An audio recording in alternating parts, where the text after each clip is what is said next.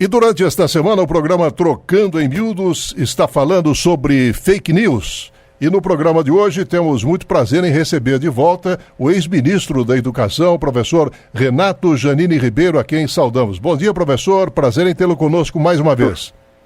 Bom dia, Márcio. Bom dia a todos. Professor Renato, a educadora e jornalista americana Esther Wojcik, ela defende uma tese de que o professor e os alunos pensando juntos a respeito de fake news, isso teria um grau de eficiência muito grande. Qual a sua opinião a respeito, professor? Bom, primeiro de tudo, vamos falar um pouco de fake news. Fake news é uma forma elegante, discreta, de se referir à mentira. Simplesmente trata-se de uma mentira.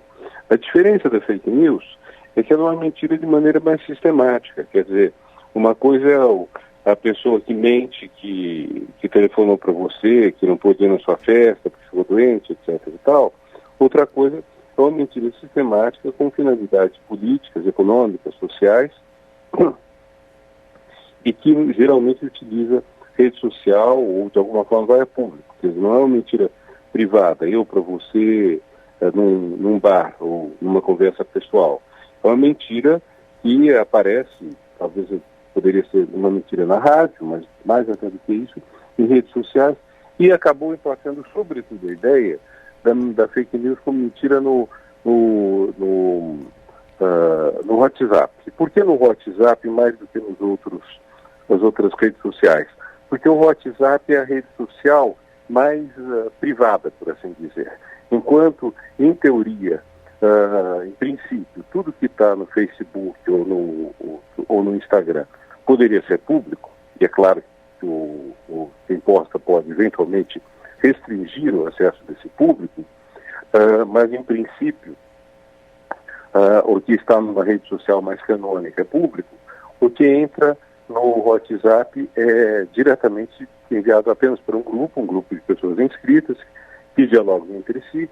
Então, existe uma privatização desse espaço público. O espaço público passa a ser de algumas pessoas, muitas vezes família, muitas vezes colegas de trabalho, que têm alguma sociabilidade, e esse acho que é o primeiro traço importante da fake news. Né? Ela não se dá inteiramente a público, mas ela controla o seu público. E então ela impede a resposta, ela impede a publicidade. O segundo ponto da fake news é que ela tem muito elemento de entretenimento. Ela é feita não é apenas uma notícia, uma informação, e muitas vezes um YouTube, um vídeo, um meme, uma foto deformada, uma falsificação de imagens, e uma foto que é retirada do contexto. Então, esse lado de entretenimento faz com que o fake news não seja exatamente uma notícia do tipo que apareceria, por exemplo, no primeiro caderno de um jornal, no caderno de política, ou no caderno de internacional, ou mesmo num programa de rádio como o nosso, ou outros assim. Fake news vai aparecer, sobretudo, onde o entretenimento é possível, onde a discussão pública é barrada, onde ela fornece uma diversão às pessoas. Então, como enfrentar isso? Essa professora, pelo que você conta, ela propõe um trabalho conjunto de professores e alunos para tentar ver como você cria anticorpos para a mentira. Como que você pode desmontar uma notícia mentirosa. Você pode ter um sistema de defesa, mas note bem, como contra uma notícia que é apresentada enquanto entretenimento. Não é uma notícia pura, não é simplesmente alguém chegar, se ela, digamos, o ministro da Fazenda, dizer que o PIB subiu 0,6 e subiu 0,4. Não é isso. É alguma coisa que tem um elemento de entreter, como, por exemplo, pode ser o Golden Shower do presidente Bolsonaro, pode ser uma acusação, alguém numa posição desconfortável, que dá a entender que a pessoa que ridiculariza a pessoa, é esse tipo de coisa. Contra isso que é preciso criar anticorpos. E nós já existem um certo conhecimento até dos cuidados a tomar para evitar se enfrentar uma notícia mentirosa que saia na rede, né, falando da internet em geral, e em especial das redes sociais, como o Facebook. Por exemplo, a primeira providência a tomar é, você verifica se a fonte é confiável, você nota que saiu no órgão de imprensa respeitado, você vê se tem data a notícia, você vê se nomes próprios aparecem com fatos relatados, você vê se tem muita opinião e pouco fato, ou mais fato e pouca opinião. São alguns cuidados que, enfim, há muitos anos eu recomendo às pessoas que digam isso, que olhem isso, que vejam se, mesmo, por exemplo, se dizem que fulano fez uma declaração em tal lugar, não custa dar um Google, antes de você difundir isso, não custa dar um Google para ver se essa reunião de fato ocorreu, de fato existe naquele lugar. Há uma declaração que foi atribuída ao candidato Aécio, em 2014, melhor dizendo, ao economista Arminio Fraga, que ele teria dito que o salário mínimo tinha que baixar para aumentar o lucro das empresas, que era uma deformação de uma tese, de uma coisa que ele afirmou, que não dava mais para ter aumentos reais o salário mínimo, e estava dito que foi numa determinada reunião que nunca ocorreu. Então, você pode procurar isso, você confere isso, você vê que é mentira. Agora, esse é um cuidado que a gente pode ter com o Facebook, dadas as características dele, que é uma rede social mais sóbria do que o WhatsApp. O WhatsApp não é sóbrio. E o WhatsApp não pretende propriamente veicular informação. Ele pretende ser um veículo de socialização, diversão, de gente que ri vendo YouTube. E no meio desse YouTube, disso tudo, você tem vendo que são mentirosos. Então, como enfrentar isso é mais difícil. Daí a importância de trabalhar com os alunos essa defesa contra a mentira, que acho que é muito importante hoje em dia. Agora tem uma outra questão, professor. O senhor tocou na sua exposição muito lúcida, o senhor colocou essa questão, mas seria interessante a gente aprofundar um pouquinho, porque foram feitas várias pesquisas a respeito, confirmando a autenticidade e veracidade dessa tese. Qual tese? A tese é a seguinte: entre uma notícia falsa e uma notícia verdadeira, a notícia falsa, ela tem uma capacidade de difusão muito maior nas redes sociais. Aqui a gente poderia atribuir esse fenômeno, professor? Bom, não sei se é por ser falsa, é por entreter. Quer dizer, você tem uma notícia, o mundo real é um mundo mais prosaico, entende? E a prosa não é entretenimento. É um entretenimento que você tem mais em outras formas, em formas mais divertidas, que usam da brincadeira, que usam do humor, eventualmente até de algum tipo de poesia de boa, má qualidade, de dramatização. O mundo real, ele é mais enfadonho.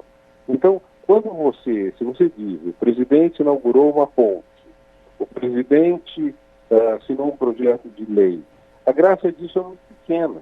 Agora, se o presidente diz que o time tal é um time de gente péssima, se o presidente acusa o Leonardo DiCaprio de ter financiado fogo na Amazônia, é um delírio, né?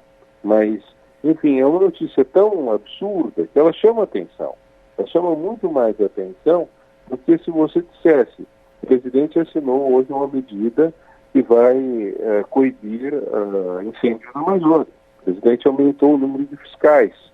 Então, acho que a questão a sedução da mentira, o atrativo da fake news, está justamente nesse caráter de entretenimento aguçado. E no fato de que, à medida que você aumenta o elemento de entretenimento, como você não tem limite, o mentiroso não tem limite, não está limitado pela referência à realidade e à verdade, ele pode dizer qualquer coisa. Né? Ele pode, então, partir para uma imaginação muito desabrida. E essa imaginação é atrativa. Há pessoas, mesmo nas relações humanas, você vê que tem certas pessoas que têm limites, são comedidas, são educadas, pensam muito no outro. E há pessoas que não têm nenhum limite. Às vezes uma pessoa que não tem nenhum limite, até uma pessoa mais atraente, chama mais atenção no grupo. Né? E acho que isso vale para a mentira também. Uhum. Agora, considerando que a escola, professor Renato, ela poderia se transformar numa aliada importante exatamente combatendo a própria desinformação, como é que os alunos, de repente, enxergariam o professor querendo exatamente ensinar os alunos a identificação aí de uma notícia falsa? E ele poderia usar até alguns recursos interessantes, por exemplo, analisar um texto e ver até que ponto o texto carrega muitos adjetivos e poucos fatos. Agora, até que ponto essa ferramenta, essa iniciativa, essa estratégia poderia, de certa maneira, manter o interesse aceso dos alunos, hein, professor? Tá, vamos por partes. A primeira coisa é o seguinte: essa disseminação da mentira ou da fake news não é fortuita. É uma resposta muito clara ao poder emancipatório da educação. O Brasil e o mundo conheceram um avanço na educação muito grande nos últimos anos. Nós acabamos de ter o resultado do PISA. O resultado do PISA não é bom para o Brasil. Se você olha desde que começou a ser aplicado, 15 anos mais ou menos, você vê que o Brasil não recuou, que o Brasil melhorou, mas melhorou pouco. Melhorou 5 a 10% em 15 anos, dependendo da área, sendo que nos últimos anos ele praticamente está no mesmo nível. Mas se você olha o conjunto geral da ópera na educação, você vê que houve uma criação, que está todo mundo que está na idade do fundamental, está no ensino fundamental. Você vê que aumentou grandemente o número de alunos nas universidades. Então, existe uma expansão da educação, que é uma das características desses últimos anos, e com isso também a expansão da informação de qualidade, da informação e da formação de qualidade. A fake news é uma resposta a isso. A fake news é uma resposta contra a educação, contra a informação, contra a verdade. Ela não é inocente. Ela é, não sei se legalmente, mas eticamente, é uma coisa errada. É uma coisa muito errada a fake news. Ela está respondendo, está reagindo a isso, porque ela justamente tem receio do poder emancipatório da educação. Pessoas que são educadas, pessoas que conhecem o mundo em que estão, são pessoas mais livres. Uma fake news, você reduz a liberdade delas. Você faz uma espécie assim, de trade-off, se quiser falar um pouquinho de troca. Você oferece diversão à pessoa, oferece pão e circo à pessoa, mais circo às vezes do que pão, e você, em troca disso, tira a alma dela. Ela perde a capacidade de escolher, de opinar, de fazer um juízo correto, porque simplesmente ela está vendo as coisas erradamente. Ela não tem noção do que é certo e do que é errado, ou melhor, ela não tem noção do que é certo porque está aderindo ao errado. Então, esse é o contexto geral da vitória da fake news, do papel fantástico dela na eleição do Trump, do Brexit, aqui no Brasil. Então, vai ser atraente ou não o professor a desmontar a fake news? Depende muito de como ele faça. Eu, pessoalmente, pegaria o quê? Pegaria, por exemplo, memes. Iria desmontando os memes. Iria mostrando como você faz um meme. Como que a arte da comunicação faz que você encontre graça nisso. Eu falaria muito do humor. Falaria muito de como o humor funciona e como o humor é uma arma de vários gumes. O humor pode ser um humor conservador ou pode ser um humor contestador. Por exemplo, se você olha os programas antigos do Chico Anísio, do Jô Soares, do tempo em que eles faziam programas de humor, que já lá vão décadas, você vê que muito do humor deles era humor em cima de homossexual, em cima de mulher fútil, etc. É interessante, o Jô Soares, num certo momento, anos 80, já faz muito tempo, ele para de fazer humor e começa a fazer entrevista. Continua sendo um cara engraçado, continua sendo uma pessoa de genialidade mesmo, mas eu creio que ele percebeu que não dava mais para fazer humor zombando de mulher e zombando de gay. Que o tempo tinha mudado. Ele fez essa mudança significativa. E de outro, então, mas temos um tipo de humor que é fácil, é esse humor que zomba do divergente, zomba da pessoa mais fraca, socialmente falando. E tem outro tipo de humor que aparece, por exemplo, no livro O Nome da Rosa, do Humberto Eco, e no filme inspirado nesse livro, é o humor dos pobres, é o humor dos revoltados, é o humor que ridiculariza o poder. Às vezes, é um tipo de sátira que é assim. A própria sátira tem dois tipos. Você tem aquela sátira que zomba do governador aqui da capitania, das capitanias do Brasil, São Farrão Minésio, por exemplo, em Minas. Então, Você pode zombar do governador porque ele é corrupto, você pode zombar porque você pode até insinuar que ele é gay, que sempre um tema de muita zombaria, ou você pode fazer uma zombaria de baixo para cima, uma zombaria mostrando que rouba, que desvia, onde ele protege os mais ricos. Eu creio que falar do humor seria importante nessa forma dos alunos para aprenderem a se defender, para aprenderem que há vários tipos de humor. Tanto que uma das coisas que está acontecendo hoje, graças em boa parte aos movimentos por direitos de mulheres, negros, homossexuais, é você ter um fortalecimento quer dizer, as pessoas começarem a não achar mais graça naquilo que antigamente era piada. Tem piadas que deixaram de ter graça. São as piadas preconceituosas. Bom, enfim, eu pensaria inicialmente na questão do humor, porque ele é um elemento importante na fake news. Depois, a questão de você realmente aprender a ler. Quer dizer, faz parte da alfabetização hoje você ser capaz de distinguir a verdade da falsidade. Então, isso que comentamos antes, tem fonte, a notícia, essa fonte você encontra, se você der um Google, existe essa fonte, o link que está colocado lá para a notícia é um link verdadeiro, fazer isso com cuidado para não entrar num vírus. Existem datas, existem fatos, existem nomes, e é uma coisa também que é muito comum, é você ter textos muito longos de juízo de valor, intermináveis e com muito pouco fato. Então, não vai como averiguar tudo isso. O Google também é um elemento extraordinário para isso. Por exemplo, em março, rolou no WhatsApp, num grupo em que eu estava, a inauguração de obras que teria sido feita pelo Bolsonaro, do Nordeste, etc. e tal. Bom, se você desse no Google, você via que aquilo não tinha um ano já. Era coisa do governo Temer.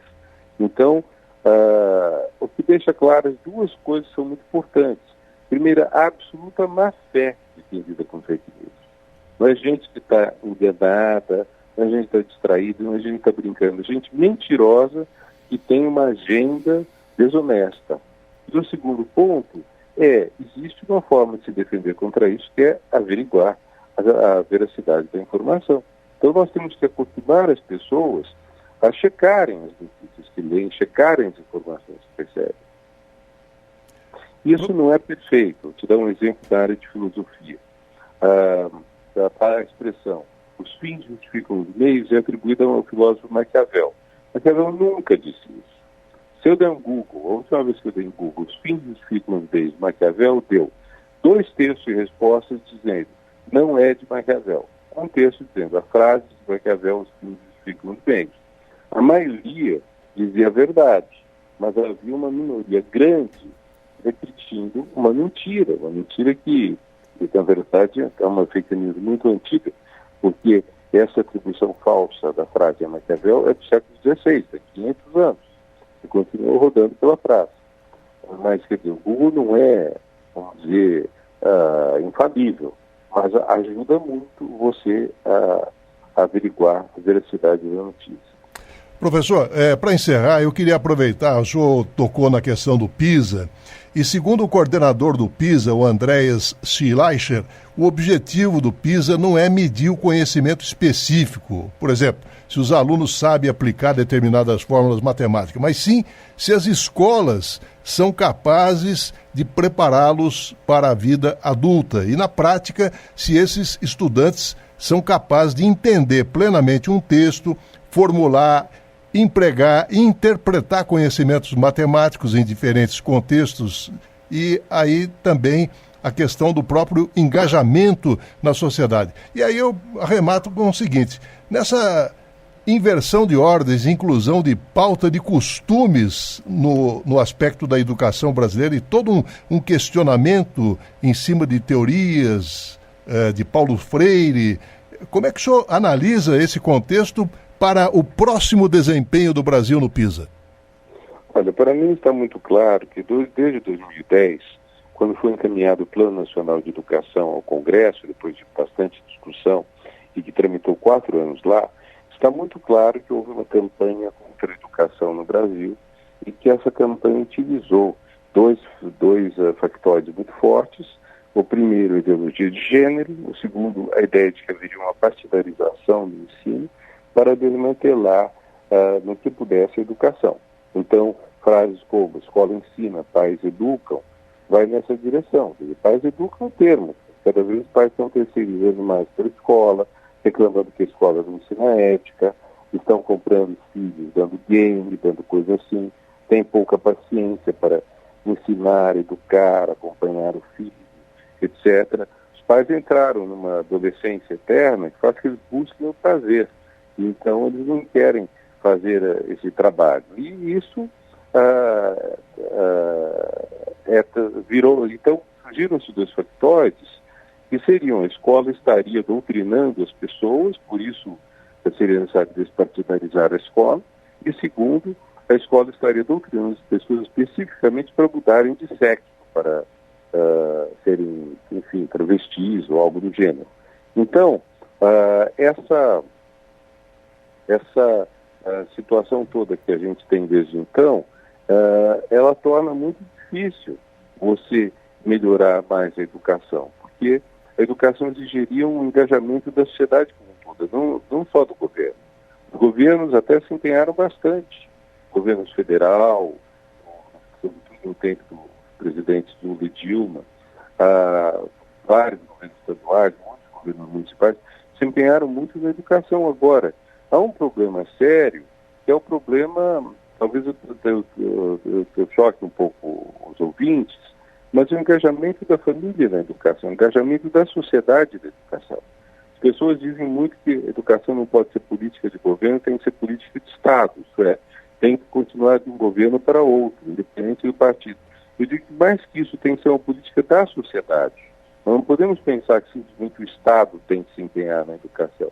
Uma sociedade que não dá valor ao conhecimento, dificilmente ela vai favorecer que o aluno se desempenhe bem em português, matemática e ciências. São os 3 pontos em que o PISA avalia. Então, o professor pode se desdobrar, você pode melhorar e deve melhorar o material didático, melhorar a formação dos professores, colocar banheiro nas escolas que não tem, melhorar a merenda escolar. Todas essas medidas foram feitas e durante muito tempo, e algumas continuam, outras estão sendo liquidadas. Mas todas as medidas foram feitas. Agora, se a sociedade, ela própria, não assume a ideia de que conhecimento é importante, fica complicado. Quando você pensa que uma das ações do atual governo é criar canais para denunciar professores, quer dizer, uma profissão já desprestigiada, mal remunerada, ofendida muitas vezes, correndo risco de agressão física por parte de aluno e pai de aluno, e além disso, vão dizer que professores vão culpar professores, querer denunciar professores, é claro que está se indo numa direção absolutamente oposta. Porque o que deveríamos ter seria justamente o respeito ao conhecimento, o respeito a quem transmite. Nesse ponto, a Coreia do Sul, por exemplo, que é tão apresentada como modelo, e os países asiáticos, eles até exageram, porque eles têm uma visão muito hierárquica da vida. Então, aquela coisa do Confúcio, do respeito ao chefe, do respeito ao mestre, você não contesta, você não discute, você acata, você obedece, você não tem pensamento crítico em relação a ele, isso não é tão bom assim. Aliás, isso não é bom. Mas, por outro lado, o fato de, nesse país, o professor é uma figura socialmente respeitada. No Brasil, o professor deixou de ser socialmente respeitado. E a educação não é socialmente valorizada. Então, isso é uma coisa que depende muito das famílias, depende muito da mídia. Eu falei para o pessoal quando eu estava no Ministério da Educação, eu me encontrei com a cúpula da Fundação Roberto Marinho, e eu queria encontrar com a cúpula da Rede Globo, porque as novelas não fazem uma apresentação da educação positiva. Não é que devessem todo dia pregar a importância da escola, mas a escola não aparece como um lugar de satisfação, de realização das pessoas. As pessoas veem uma novela A realização delas está no amor, está no consumo, está na praia, está no lazer, está no hedonismo, mas o conhecimento, ele não é valorizado. Você pega um filme como Universidade de Monstros, um filme estrangeiro, o bibliotecário é um povo que pega quem está fazendo barulho na biblioteca e joga pelo alto para uma piscina. É engraçado, mas quer dizer, eu não creio que uma cena dessas estimule alguém a ir a uma biblioteca a ler, entende? Então nós temos todo um aparelho de mídia gigantesco que não valoriza a educação, que não valoriza o conhecimento. E isso teria que mudar. E tem que se entender que a responsabilidade por isso não pode ser terceirizada, é o governo, é a escola, eu pago a mensalidade e a escola que resolve o problema. Os pais têm que entrar nisso, a sociedade, a mídia tem que entrar nisso. No programa Trocando em Miúdos, trouxemos a participação do ex-ministro da Educação, professor Renato Janine Ribeiro, a quem mais uma vez agradecemos a gentil participação. Prazer tê-lo conosco mais uma vez, professor. Prazer também, Márcio, prazer a todos os ouvintes, viu? Tudo de bom para vocês. Bom dia, professor. Bom dia.